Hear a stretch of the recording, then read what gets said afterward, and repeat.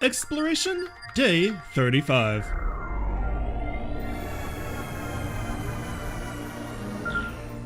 Hey y'all, it's Jag. Welcome back to the arcade.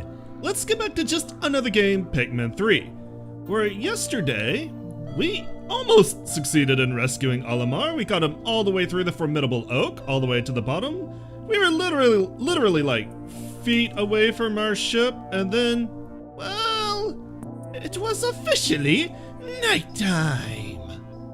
And we had to go. I'm sure he's fine. There is nothing that could put him in immediate danger. He's probably okay. You know, I bet he was safer down there than we are up here. But another thing that we did, we finished collecting all of the files in Olimar's log and Olimar's log volume 2. Now I'm not going to go through all of these today. We've got quite a few videos still to go. This is just going to be the end of the story mode. There's still a lot of content, so we've got plenty of time to take a look at these. But in Olimar's log volume 2, there were 2 files that we needed from the Formidable Oak, and in Olimar's log, there was 5. Half the files were in the Formidable Oak. Now, that may not be surprising, depending on, you know, of course, Olimar was there, but it's a huge lore dump right at the end of the game. So why don't we go through these real quick. Journal entry number 1. Curse that Hokatate ship. It may have once been a top-of-the-line vessel, but it's now an insult to my piloting. I can't wait to pay off that debt and get back in my beloved SS Dolphin. But that means I need to find something really valuable before I return home. So this refers to the second game.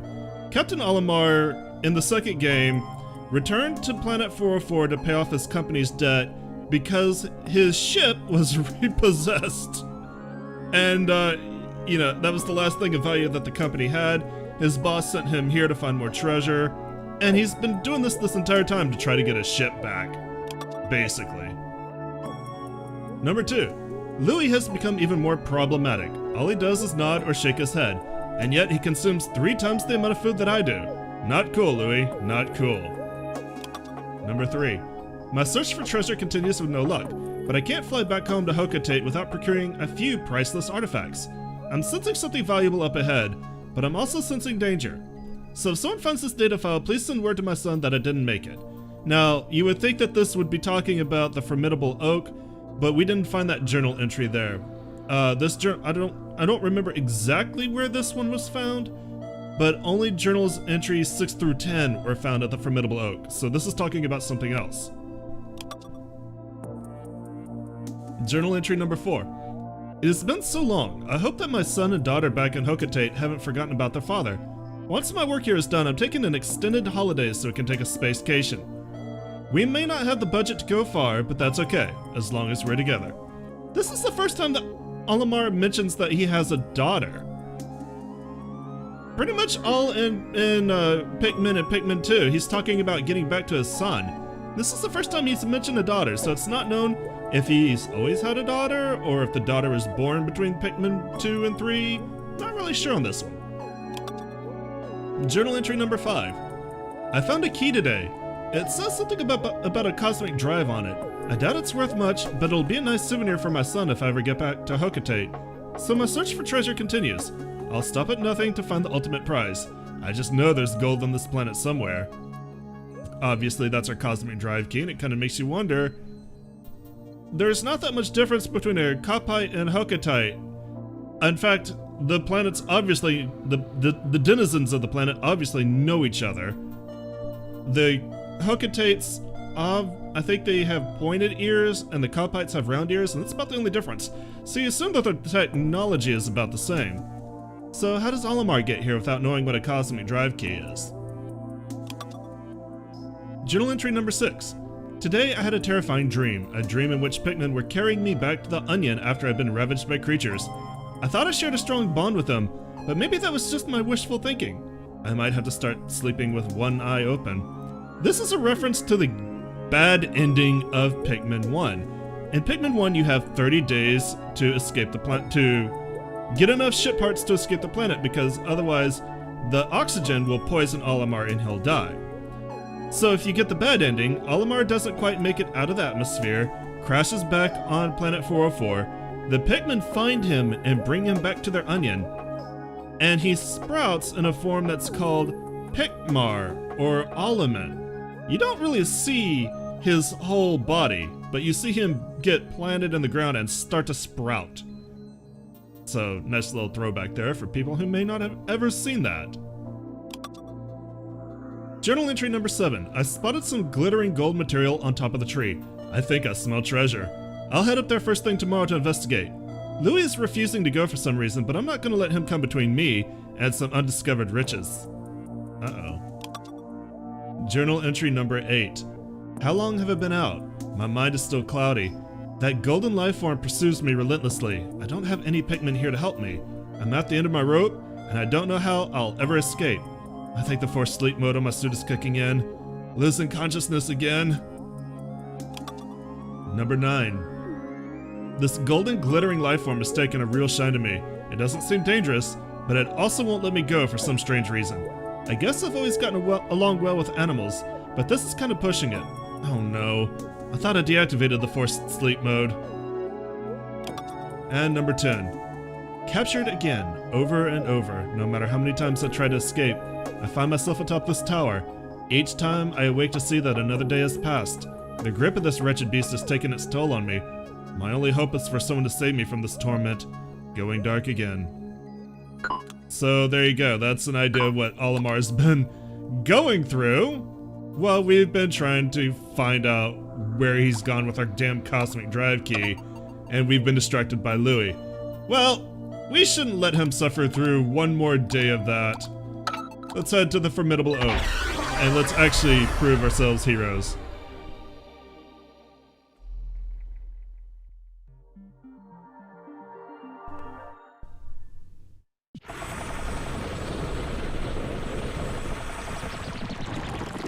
Alright, if you made it down through the Formidable Oak, you hit a checkpoint. You can see that the mysterious life form is down there, and we don't have to go back to the top of the oak to rescue Olimar. He's been down here all night. We just need to fight for him. We need to do the final boss fight. For that, I'm going to be taking kind of mostly rock Pikmin here, with a smattering of everybody else, and you'll see why as we go through the fight. This is officially called the Plasm Wraith, and it has kind of an interesting mechanic. You can't do damage to it directly, but you want to keep hitting it so that it knocks off and spews out a bunch of plasm. The plasm doesn't do damage to you, but if you destroy it,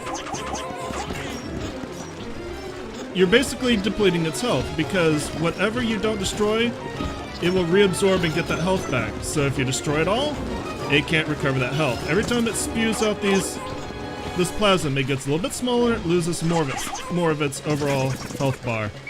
So we got it all, it won't be able to regain that health, and this is how we're going to be doing damage throughout the fight. You tend to want to use rock Pikmin for this, because as you can see, I'm just shotgunning them everywhere. I'm mostly not worried about using the other type of Pikmin, I'm just trying to get it to knock off more of its plasm. Obviously, its main attack is to walk around and try to spear your Pikmin, and since I'm shotgunning my rock Pikmin everywhere, and they're immune to blunt damage and piercing damage, it's safer, because I don't have to focus more on keeping track of where they all are, and I can just focus on destroying the globules. You cannot lock onto them, be aware of that. You cannot lock onto the globules at all. He does tend to chase your captains. I'll go over that in a minute. This is a different attack. This is an elemental plasm. There are 4 of them, 1 for each of the major damages: fire, water, electricity, and crushing. You want to use the proper type of Pikmin, but it does not take many. You want to use the proper type of Pikmin to destroy it, and it'll return to being goo, and you can get a bunch of stuff off of it, a bunch of his health, in one go. Alright, so clearly I want to use yellow for that. Lock onto it. While that's going on, I'm going to move everybody out of the way.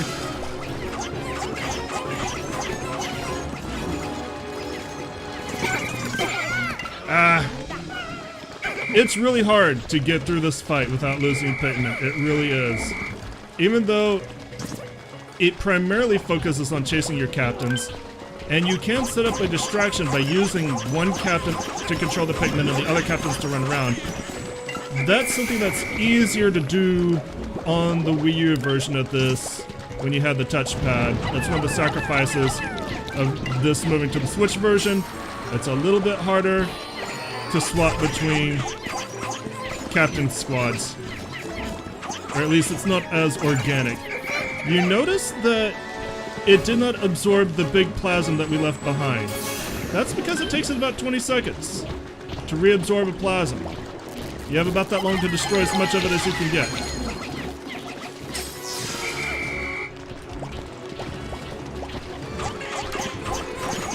Alright, already down to halfway.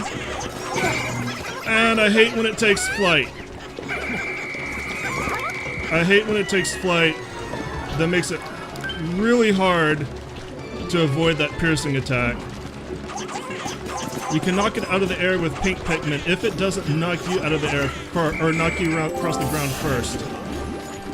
But usually you're focused on something else, and this is going to be the crystal Pikmin. And because I recognized that, I was able to destroy it very quickly. Also, this file here should be the final file of the game. And it is. Nice.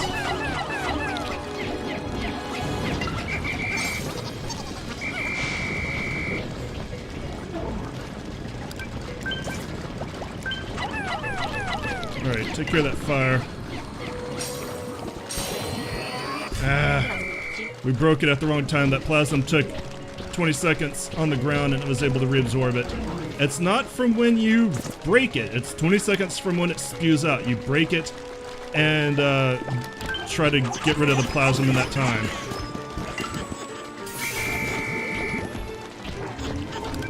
Water, okay. Fast players can really identify the plasm before it's fully formed, and that helps. That takes a lot of knowledge.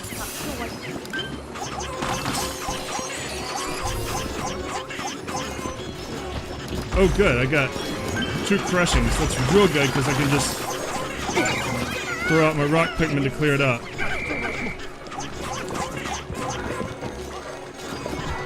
You can see that I'm not too worried about keeping all my Pikmin alive for this fight. Like I said, it's really hard.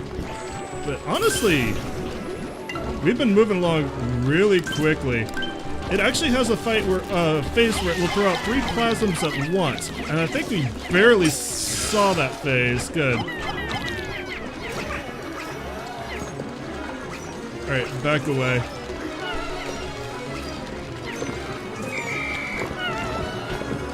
Lost 2 yellow Pikmin, but at least I didn't lose more myself. Okay, there we go. Now it's in the 3 plasm phase. Alright, we have to deal with 2 to 3 elements at the same time. Sometimes there will be duplicates, sometimes they will all be unique. And this is the phase I would say you're most likely to start losing your Pikmin in.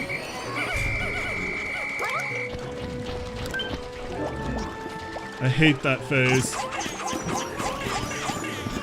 There is a lot to manage. Alright, we got 2 crystals.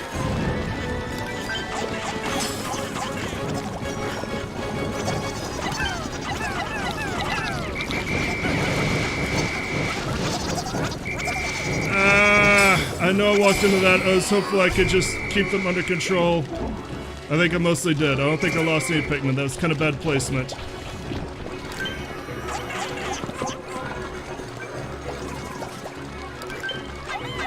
Alright. While he's distracted.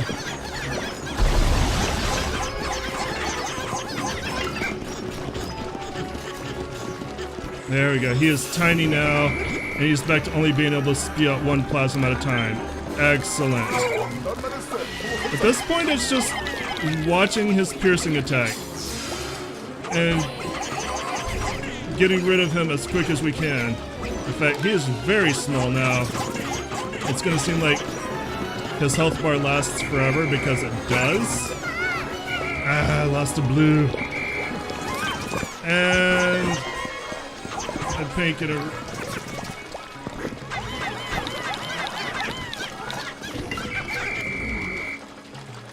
Alright. I missed an opportunity to really knock it down with flying there.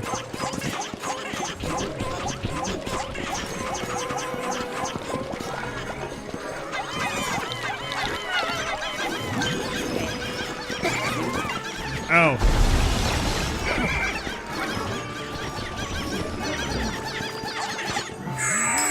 And there we go. It's down. We got there.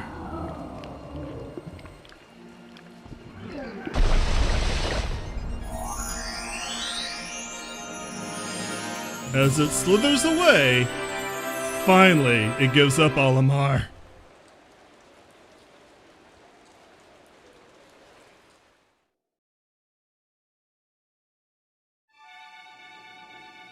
Voilà.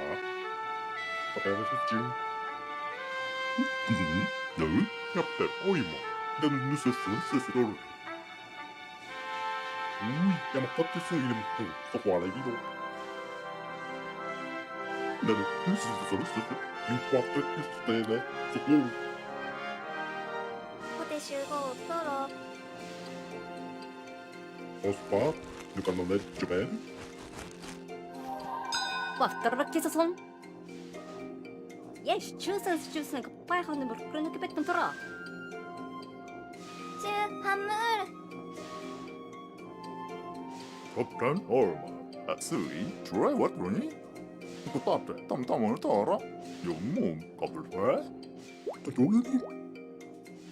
Montapati. Vatti montikko panna.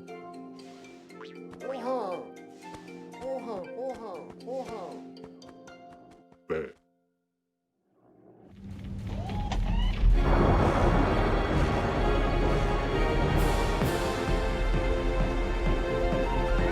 자, 파. Pikmin. 우리는 베레비. 베레비 못 되겠죠. 피크민 파 부뚜크 좀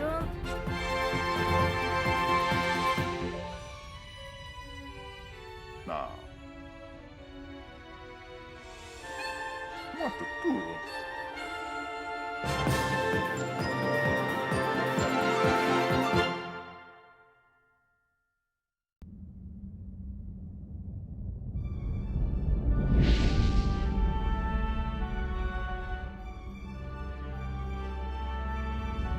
유규엔 스코티우무 무서 메카노만 라 Du gjorde ett tillstånd. Intressant. Как профет, 접시와 수ют 박지. 박지기가.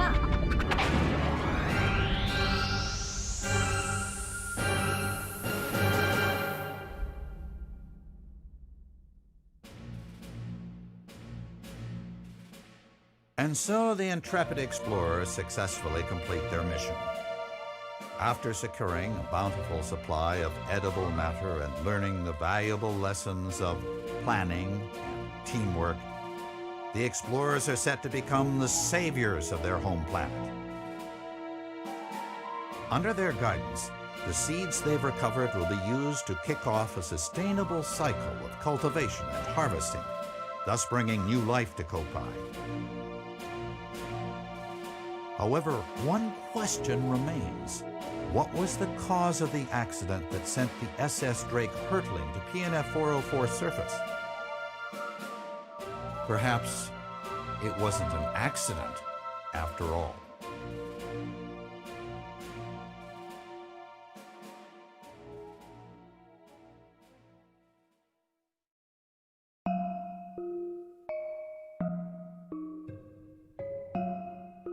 And that is Pikmin 3 Deluxe Story Mode complete. I will be starting the side stories on Monday, but before I talk about that, I want to talk about that final line. Perhaps it wasn't an accident after all. Remember, this is the best ending of Pikmin 3 that we get by getting all the fruits in the game, and only at this point does it tell you that, yes, there is a reason that you crashed, and that reason may be the Plasm Wraith. It's thought that the Plasm Wraith itself is, or is part of an entity that is, PNF 404. There is some support for this. The Japanese word for wraith, umibozu, comes from a mythical creature that shipwrecks ships at sea and captures the captain, which is the exact behavior that we see the Plasm Wraith performing. So there may be one or multiple Plasm Wraiths that manipulate gravity to draw ships in to PNF 404 and leave them stranded here. I don't know if there will ever be hard confirmation of this theory, but there is enough circumstantial evidence where I think we can treat this as pretty likely. And if there is ever hard confirmation of this theory, it may be in Pikmin 4, which I would love to see. I think that putting Pikmin 3 on the Nintendo Switch really exposed it to a larger audience, and there may be more demands for Pikmin 4 in the near future. We may be coming back to see more of this kind of story. And I love this game. Like, manipulating the Pikmin was a lot of fun, learning their strengths and weaknesses and using them to solve puzzles. That was great. The environments were beautiful, the music was amazing. Like, this entire game was just a complete joy to play, visually and by auditory, I guess. And I would love to play Pikmin 1 and 2 if I can find copies of that, especially Pikmin 2. I think that I would really like the more dungeon crawling and puzzle solving aspect that seems to have more than any of the other two titles. I think that'll be a lot of fun. But we're not going to be done with Pikmin anytime soon. As I said, starting Monday, I'm going to be doing the side stories, Olimar's comeback, and Olimar's assignment. Olimar's assignment is what happens to Olimar and Louis before the Drake crashes on the planet, and Olimar's comeback is what happens to them when they return to PNF 404. I may be doing the challenge missions, at least the collect the treasure missions, and I will probably be going for a gold medal.